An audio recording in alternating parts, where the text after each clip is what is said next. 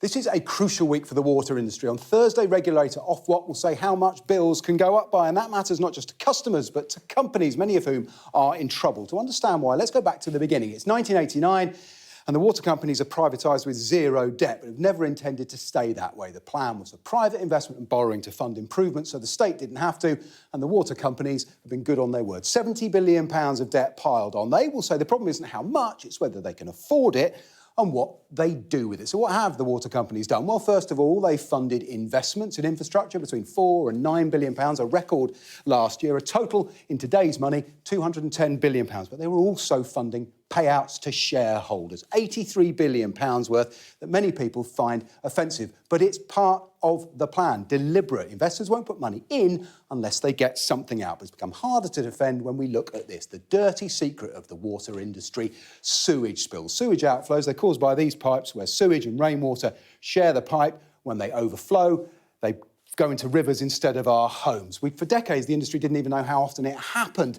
We know it was more than 450,000 times last year. That has become politically and practically toxic, but it's very, very expensive to fix. And like everything else, the only way the water company can do anything about it is by borrowing. But the cost of borrowing is rising. This chart shows the purple line's water industry cost of borrowing against an index of UK corporate borrowings. You can see the cost for everybody went up as the inflation spike happened, but water was cheaper. The purple line's below the white line. People like water. It was reliable and dull. But look what happens in the summer last year. The lines cross over, the true state of Thames Water finances emerges, and water has got more expensive ever since, which means it is costing more and more for them to borrow.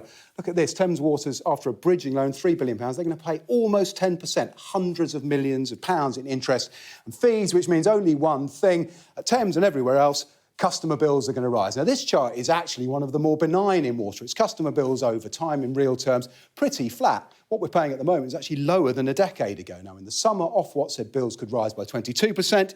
The industry is asking for 40%. And wherever Ofwat draws its line, we are guaranteed to be paying more, and investors are guaranteed to be allowed a higher take from the industry.